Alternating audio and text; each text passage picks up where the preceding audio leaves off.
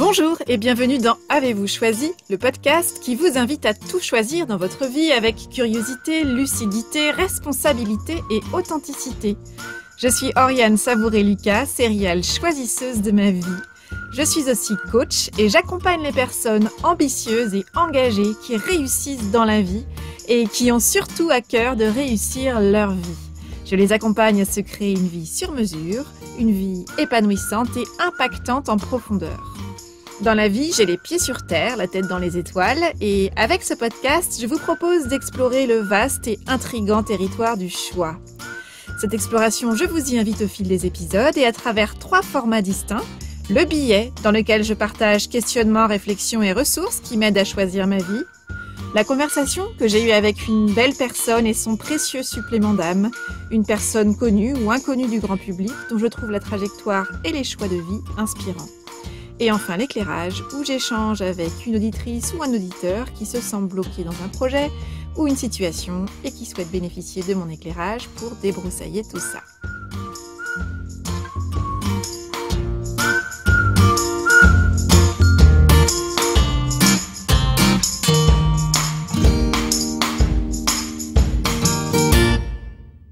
Je ne veux pas choisir. Voilà une phrase qui revient souvent à mes oreilles, toujours attentive aux formulations qui concernent notre rapport au choix. En préambule, ce « je ne veux pas choisir » est à différencier du « je ne sais pas choisir » ou du « j'ai peur de renoncer ». Si ces phrases vous parlent également, je vous invite à écouter ou à réécouter les épisodes 17, « Choisir c'est s'engager », 36, « Le bon choix », ou encore 66, « Choisir plutôt que subir ». Je ne veux pas choisir. Mais de quoi parle-t-on et que dit-on quand on dit qu'on ne veut pas choisir? Généralement, on commence par dire qu'on ne veut pas choisir entre A et B, voire entre A et B et C et... On affirme généralement notre goût pour la liberté et une forme de rejet d'un champ d'action ressenti comme trop restreint, voire étriqué. Sous-entendu, on ne va pas me brider, on ne va pas m'empêcher, je ne veux pas me priver, je fais ce que je veux, je fais ce que j'aime, et si ce que j'aime c'est A et B et C, eh bien je vais faire et choisir A et B et C. On dit qu'on ne veut pas faire des choix qui excluent en fait un pan entier de notre source d'épanouissement. On ne veut pas choisir, par exemple, entre une carrière et une famille. On tient à avoir une activité professionnelle plurielle, diversifiée, ou on tient à cumuler des engagements multiples qui nous tiennent particulièrement à cœur, qu'ils soient personnels, familiaux, amicaux, professionnels, associatifs, politiques. L'utilisation de la phrase et l'adoption de la posture du « je ne veux pas choisir » comporte pourtant quelques risques. Il y a celui de perdre du temps dans le territoire du statu quo, c'est-à-dire qu'on ne veut pas choisir et rien ne se passe. L'indécision s'installe, devient le quotidien et le temps, lui, passe.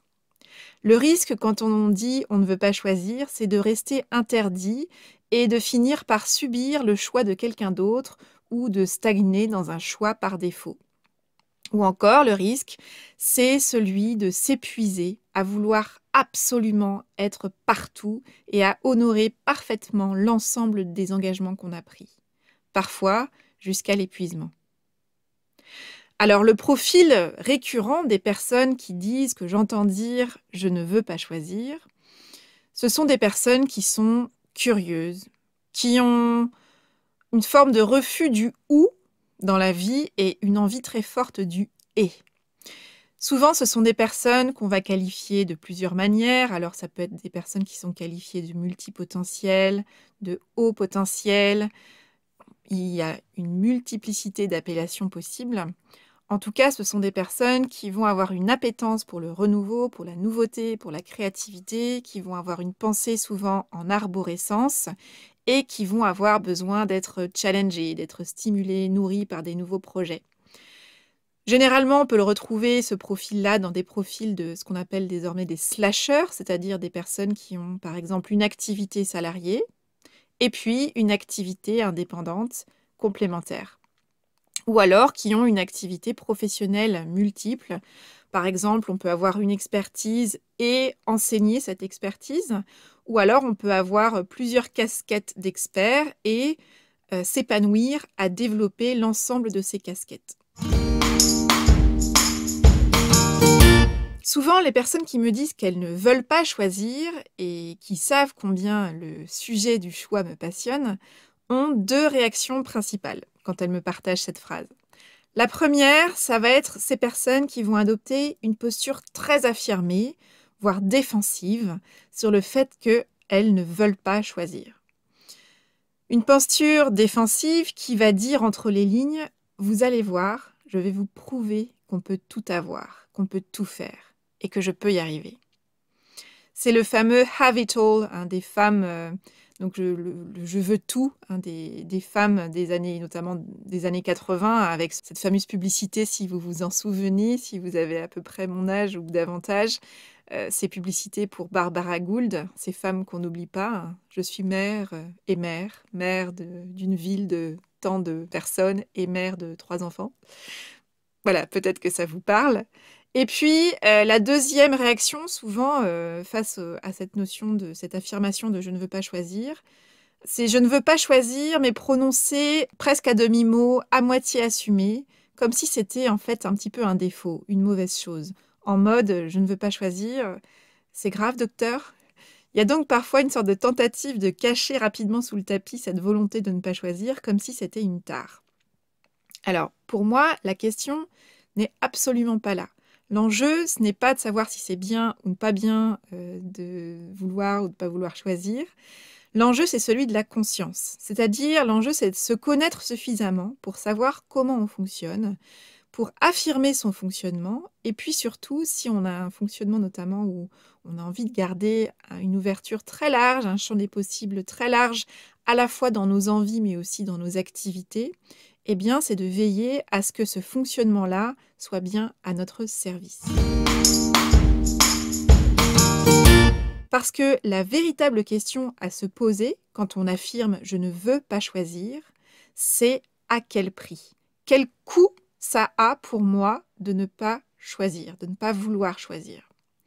Si ne pas vouloir choisir, c'est un choix complètement assumé, très bien vécu, qui a trouvé finalement ses modalités d'organisation dans un quotidien, parfait surtout, ne changeons rien.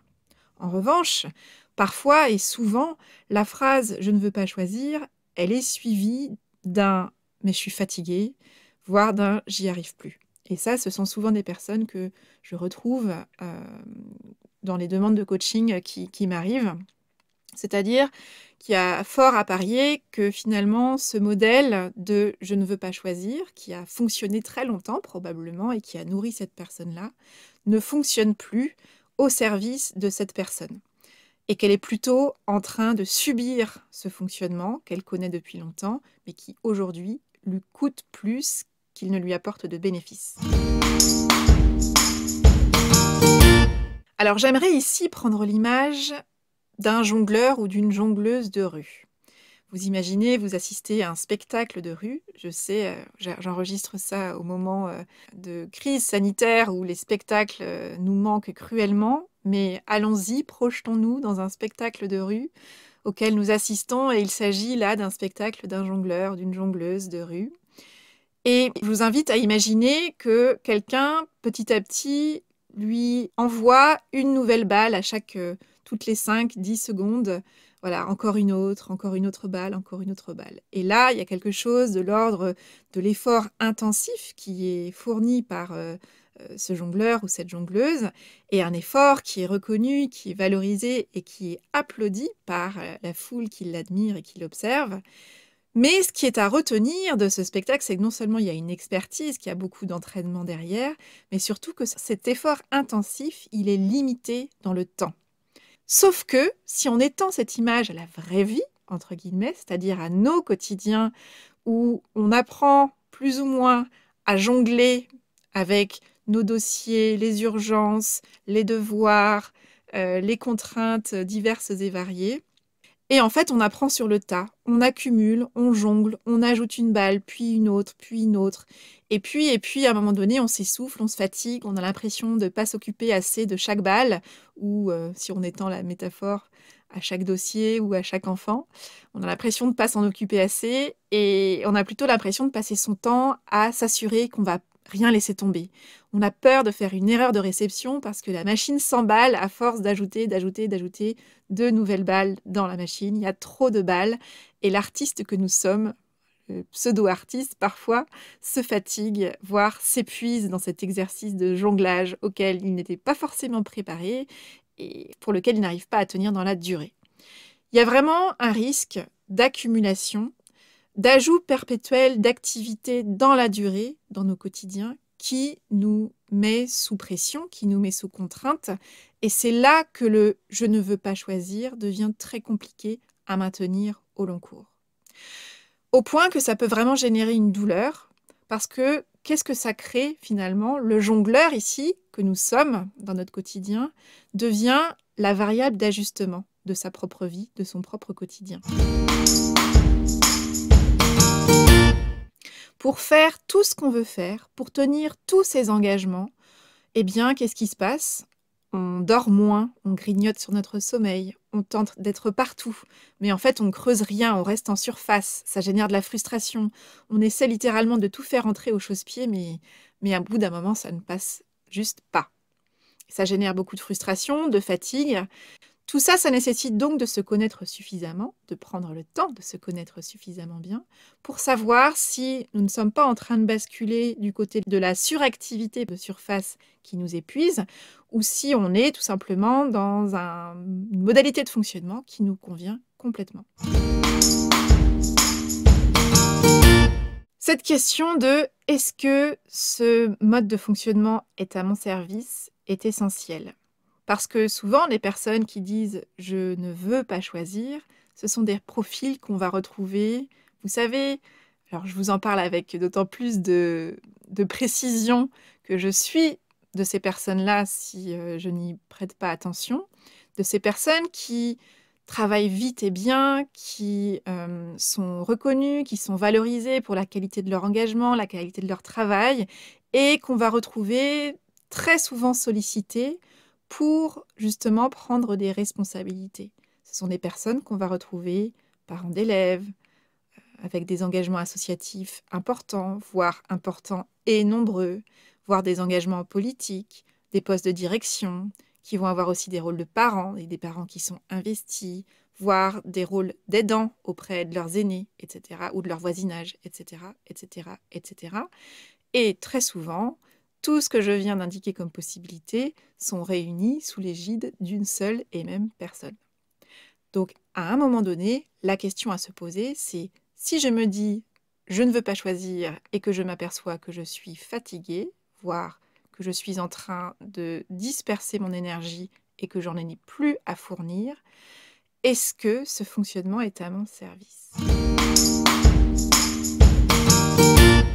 La solution, à mon sens, si on est une personne qui ne veut pas choisir et qui a à cœur de rester dans cette logique-là, il est important de changer peut-être de fonctionnement et de sortir de la simple juxtaposition d'une multiplicité d'activités qui amène toujours du plus finalement et donc à terme une forme d'essoufflement, voire pour certaines personnes de burn-out. Et plutôt que de viser la juxtaposition, de chercher la synergie, la congruence, la cohérence et la complémentarité dans toutes les activités que nous voulons mener, dans toutes ces activités dans lesquelles nous voulons nous engager. L'enjeu, c'est donc d'optimiser son temps et son énergie. Et donc la question à se poser, c'est puisque je ne veux pas choisir entre A et B et C, qu'est-ce que je peux mettre en place pour réunir au maximum ce que j'aime dans une forme unique ou dans un petit nombre de formes ou de formats d'activités qui vont me permettre de trouver mon juste déséquilibre. Vraiment de trouver comment est-ce que je peux continuer de fonctionner avec cette envie d'avoir une approche assez multiple, variée, qui va m'amener de la nouveauté régulièrement, tout en veillant à ce que ce fonctionnement-là ne me nuise pas. Et ça, c'est notre rôle, notre responsabilité, de nous connaître suffisamment pour mettre en place des garde-fous, pour être attentifs et attentives à ce que nous ne soyons pas en train de nous épuiser et de nous mettre nous-mêmes au service de notre quotidien, plutôt que de nous construire une vie qui nous nourrisse et dans laquelle on peut s'épanouir. Une piste donc est la suivante, c'est de ne pas chercher à en faire toujours plus, mais plutôt d'être attentif et attentive à la manière dont nous pouvons faire toujours mieux. C'est-à-dire comment est-ce que je peux optimiser mon temps, mon énergie, et qu'est-ce qui me plaît dans l'activité A, dans l'activité B, dans l'activité C par exemple. Qu'est-ce qui vraiment m'épanouit, me nourrit, et comment est-ce que je peux réinjecter ces ingrédients-là dans une activité qui permettrait de réunir, de trouver le point de convergence, le point de rencontre de tous ces éléments-là qui me nourrissent et qui me plaisent. Alors aux personnes qui me partagent qu'elles ne veulent pas choisir, je propose souvent de tester une nouvelle formule et de voir comment cette formulation résonne. Au lieu de dire « je ne veux pas choisir », je propose « je choisis de ne pas choisir ». Alors on peut se dire « oui, on a juste changé quelques mots, qu'est-ce que ça change? Est-ce que ça change vraiment fondamentalement quelque chose ?» Cette formule de « je choisis de ne pas choisir », elle met en lumière une posture beaucoup plus positive, enthousiaste, qui reflète généralement avec beaucoup plus de justesse le rapport que ces personnes entretiennent véritablement avec le choix. C'est-à-dire qu'en disant « je choisis de ne pas choisir », je me positionne en décideur ou en décideuse, en acteur ou en actrice, je prends une position affirmée. D'ailleurs, beaucoup de personnes à qui je propose cette formulation l'adoptent définitivement et très rapidement et renoncent au traditionnel « je ne veux pas choisir », qui est une formulation qui, si vous l'écoutez bien, projette plutôt l'image d'une personne qui est dans une posture de refus, de rejet, c'est-à-dire quelque part dans une forme de rébellion très adolescente quelque part. Alors que « je choisis de ne pas choisir » permet une affirmation beaucoup plus adulte à mon sens, l'affirmation d'un choix conscient, celui de ne pas choisir par exemple, mais plutôt que de se positionner en résistance à un modèle qui ne nous convient pas. Quelque part, le « je ne veux pas choisir » donne l'impression d'une posture figée, non négociable, et qui manque de souplesse et de flexibilité, mais pour l'intéresser lui-même, en premier chef. Donc ma proposition, c'est vraiment de se dire « je choisis de ne pas choisir », c'est un point de départ, mais qu'est-ce que ça veut dire et quelle forme ça peut prendre, à la fois dans le fond et dans la forme, et surtout, qu'est-ce que ça veut dire par rapport à la personne que je suis aujourd'hui. C'est pourquoi moi je vous invite véritablement à toujours être dans l'attention, l'observation de la personne que vous êtes et de votre réalité du moment pour voir dans quelle mesure vous pouvez ajuster votre manière d'incarner votre choix de ne pas choisir au quotidien pour que ce soit quelque chose de complètement incarné, de vivant et qui soit à votre service. C'est pour ça que je vous invite vraiment à revoir régulièrement votre quotidien, le réévaluer pour toujours pouvoir inventer de nouvelles façons de faire.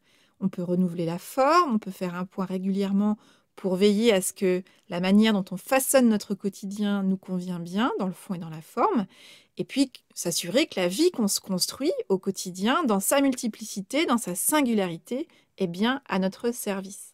Parce que je crois que la frontière est parfois très fine, et le point de bascule est très sensible, entre se construire une vie à notre service, et à l'inverse, nous mettre nous-mêmes au service, presque parfois de manière corvéable à merci, d'un quotidien agité en surface, survolté et qu'on tente de maintenir à flot coûte que coûte. Donc l'enjeu, c'est bien de se connaître suffisamment pour savoir, par exemple, qu'on est une personne qui a envie de faire de nombreuses activités, qui s'épanouit dans la diversité, la nouveauté, le renouvellement des projets, et en même temps de savoir mettre en place un garde-fou personnel, singulier, unique, pour identifier lorsqu'on est sur le point de basculer dans le trop. on ne travaille plus alors à se créer une vie qui nous épanouit, mais on est en train de nourrir la bête qui n'est jamais rassasiée d'un quotidien suractif. Pour ma part, en tout cas, la phrase « je ne veux pas choisir » ne me parle pas parce que déjà, je n'aime pas les phrases et les affirmations qui sont dans la négation. Et j'ai vraiment à cœur d'affirmer des choses de manière positive, constructive et complètement assumée et incarnée. Je veux choisir, c'est vraiment quelque chose qui me tient à cœur. Je veux tout choisir. Je ne souhaite pas que quelqu'un d'autre choisisse pour moi, sauf, éventuellement, si je choisis de ne pas choisir et par exemple de m'en remettre à quelqu'un d'autre, à l'expertise de quelqu'un d'autre, parce que je n'ai pas envie de passer du temps ou de l'énergie sur tel ou tel sujet, et je choisis alors de m'en remettre à quelqu'un d'autre.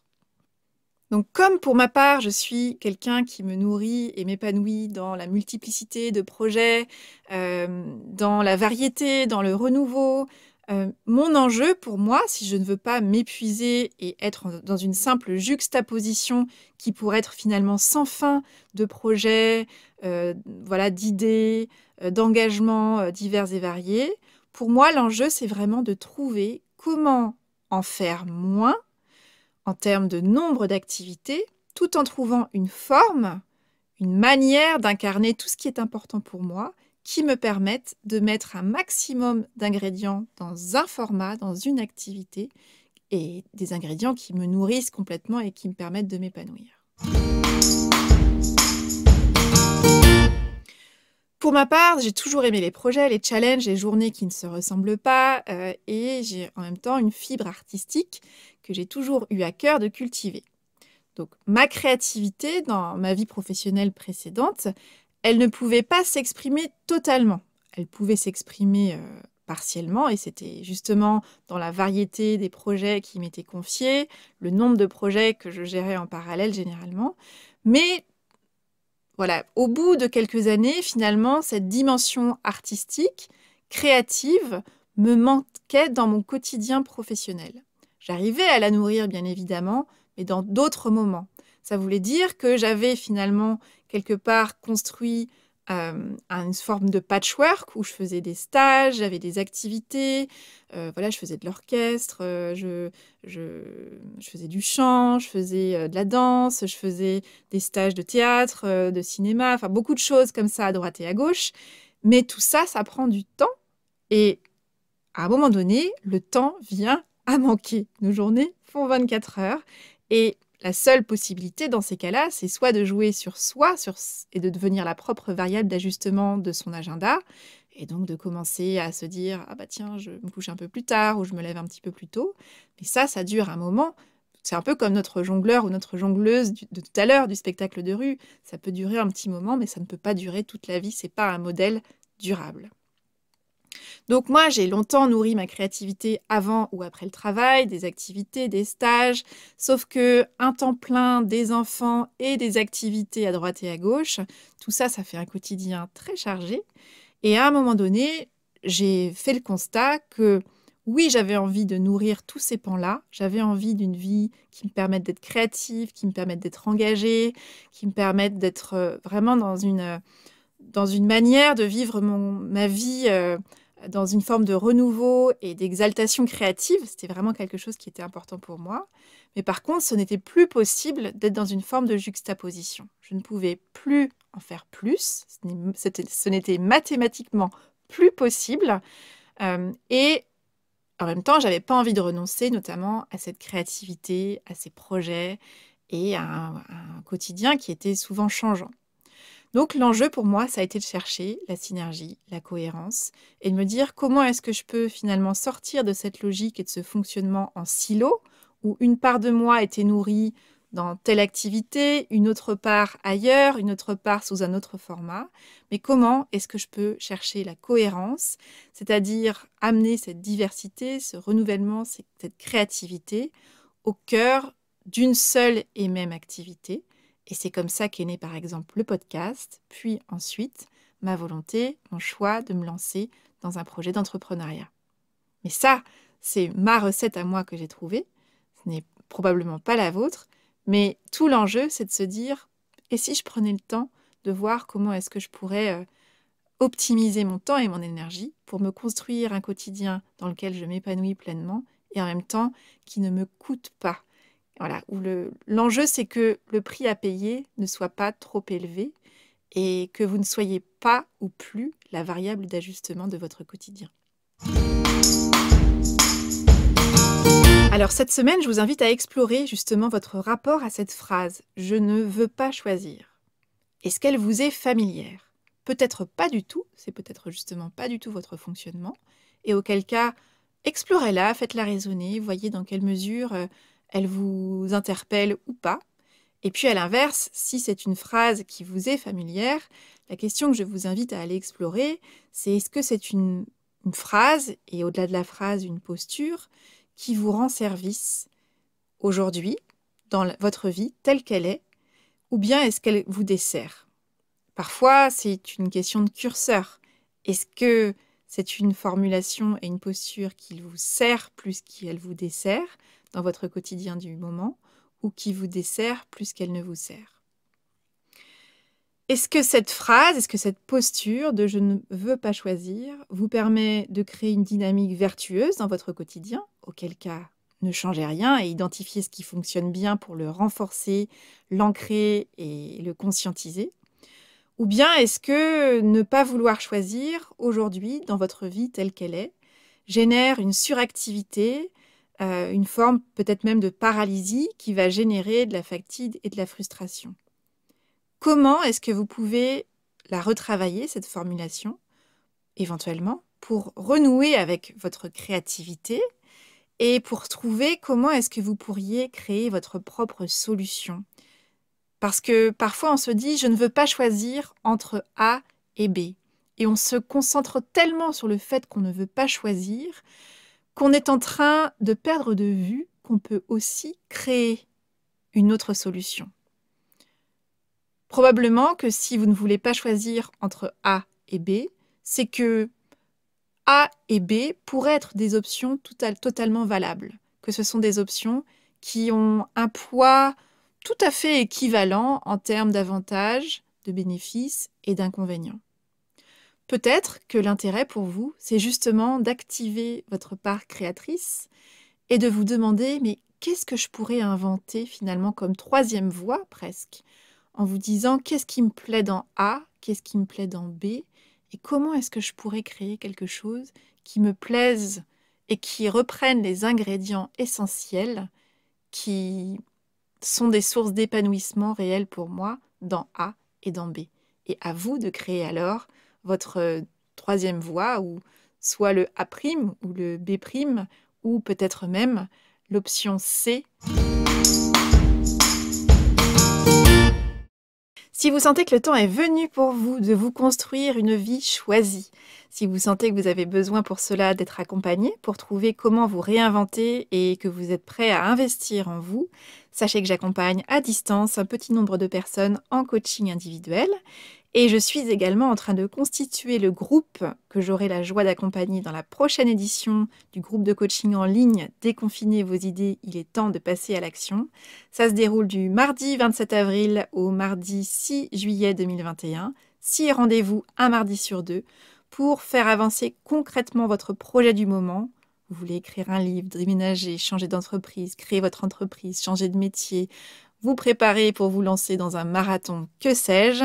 En tout cas, vous voulez passer un cap, déployer vos ailes. Si vous avez envie de rejoindre un groupe de personnes motivées et bienveillantes, et si vous voulez bénéficier de mon accompagnement de coach et de chef de projet pour enfin avancer dans ce projet qui vous tient à cœur, eh bien prenez votre place. Toutes les infos sont sur la page du groupe de coaching en ligne sur mon site. Si l'idée que je vous accompagne dans les prochaines semaines ou dans les prochains mois vous intéresse, prenez rendez-vous avec moi pour que nous puissions échanger pendant 45 minutes lors d'une séance initiale offerte sans engagement. Et puis nous pourrons alors voir si et comment nous aimerions travailler ensemble. Voilà, c'est tout pour aujourd'hui. Vous retrouverez cet épisode sur le site oriane-savourelika.com. Pour soutenir ce projet de façon bienveillante et efficace et lui donner davantage de visibilité, j'ai vraiment besoin de vous. Vous êtes nombreux et nombreuses à m'envoyer régulièrement des messages pour me dire combien les épisodes vous sont utiles et précieux. Merci du fond du cœur et j'ai besoin de vous vraiment pour rendre visible Avez-vous choisi auprès du plus grand nombre de personnes possible. Parce que j'ai à cœur vraiment d'accompagner un nombre grandissant de personnes à se construire une vie choisie et de rendre accessible un maximum d'outils à un maximum de personnes pour que chacun et chacune ait de belles cartes en main pour se créer une vie sur mesure. Le meilleur moyen de soutenir Avez-vous choisi, c'est d'en parler autour de vous, bien sûr, de vous abonner au podcast sur la plateforme de votre choix, de déposer des avis pour donner envie aux personnes qui ne connaissent pas encore Avez-vous choisi de le découvrir. Et enfin, si vous souhaitez me contacter, surtout n'hésitez pas, par mail, via mon site, via les réseaux sociaux. Je suis ravie d'échanger avec vous toujours et je prends le temps de vous répondre, promis. Je vous souhaite une excellente semaine, je vous donne rendez-vous vendredi prochain pour un nouvel épisode. Et d'ici là, et si vous choisissiez tout ?